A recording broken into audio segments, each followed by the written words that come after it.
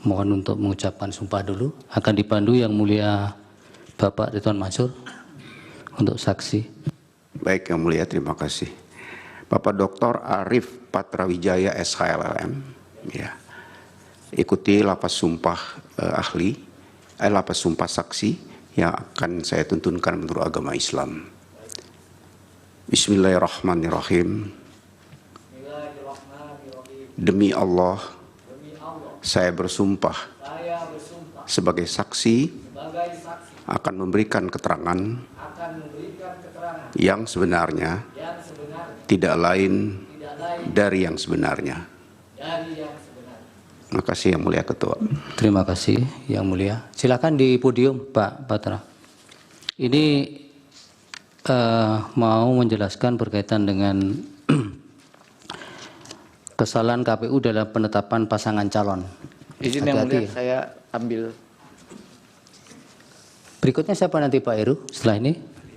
Setelah ini lanjut ahli lagi. Ahli siapa? Iya, Fit Andrison PhD Yang Mulia. Fit Andrison. Ya, waktunya 15 menit Pak. Termasuk untuk tanya jawab Pak. Baik. Langsung Yang Mulia? Langsung. Bismillahirrahmanirrahim. Assalamualaikum warahmatullahi wabarakatuh. Yang Mulia Hakim Konstitusi, para pemohon, kuasa pemohon, dan semua yang hadir di sini. Nama saya Arif Patrawijaya. Saya diminta untuk menjadi saksi dalam kapasitas saya selaku Koordinator Tim Pembela Demokrasi Indonesia Jilid 2 atau disingkat TPDI Jilid 2.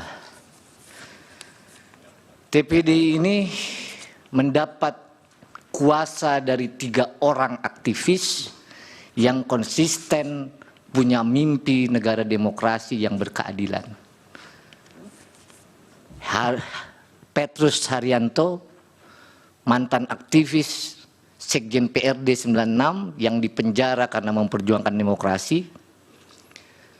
Azwar Furgutyama, juru bicara Forum Kota. Dan yang ketiga, Fenry Tendri.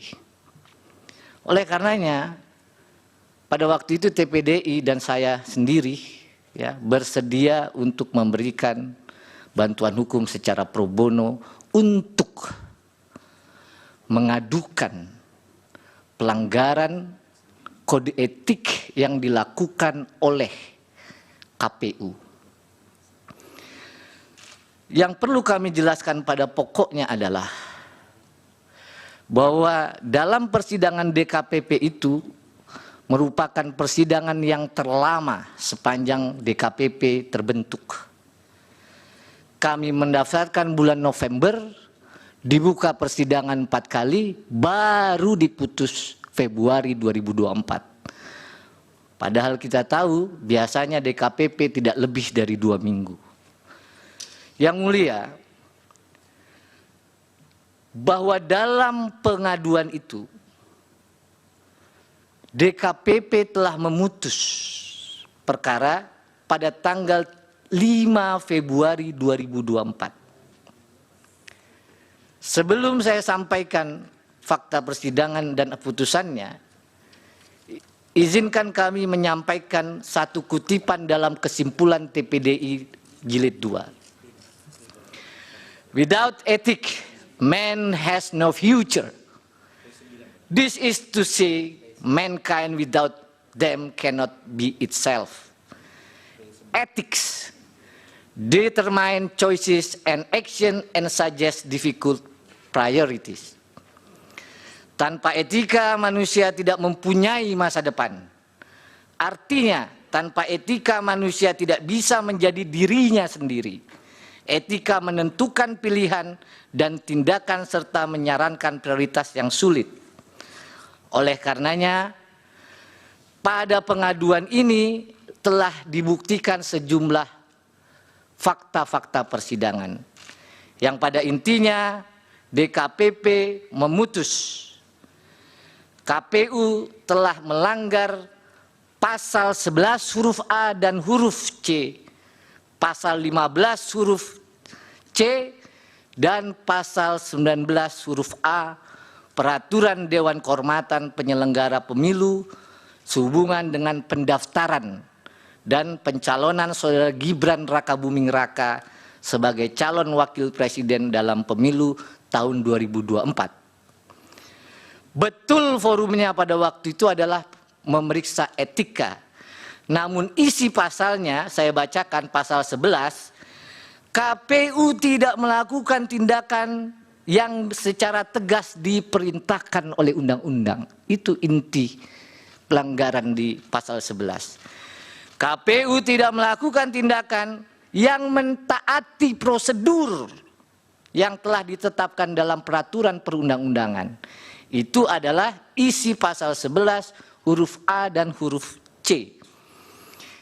DKPP juga memutus KPU melanggar pasal 15 huruf C yang menyatakan bahwa semestinya KPU dalam melaksanakan tugas dan jabatannya harus didasarkan dalam Undang-Undang Dasar Negara Republik Indonesia, undang-undang dan peraturan yang khusus menyelenggarakan pemilu. Inilah yang dilanggar oleh KPU. Lalu yang terakhir, pasal 19 huruf A yang menyatakan semestinya KPU menjunjung tinggi Pancasila, Undang-Undang Dasar Negara Republik Indonesia, dan peraturan perundang-undangan. Oleh karenanya yang mulia, DKPP pada tanggal 3 November 2023 memutus mengabulkan pengaduan para pengadu untuk sebagian. Yang kedua, menjatuhkan sanksi peringatan keras terakhir ketiga maksudnya. Dalam perkara 135, 136, 137, 141 kepada Saudara Hasyim Asyari selaku teradu 1 pada waktu itu. Yang ketiga, menjatuhkan sanksi peringatan keras kepada semua anggota KPU. Terakhir yang mulia saya sampaikan, kalau saja KPU dalam persidangan itu ahli menyampaikan yang diajukan di bawah sumpah, kalau saja KPU tidak melanggar pasal-pasal yang disebut tadi, pasal 15 huruf C, pasal 19 huruf A, maka tentu saja Saudara Gibran Rakabuming Raka tidak akan lolos dalam verifikasi dan ditetapkan sebagai calon wakil presiden Itu dalam pemilu sudah tahun pendapat 2004. itu. Pak Petra, itu sudah pendapat yang terakhir itu. Yang terakhir mohon dikesampingkan, saya tutup dengan perkataan terima kasih atas kesempatan yang diberikan yang mulia. Mudah-mudahan apa yang kami sampaikan sebagai saksi dapat bermanfaat. Wassalamualaikum warahmatullahi wabarakatuh. Waalaikumsalam. Bapak tetap di situ. Barangkali ada pertanyaan dari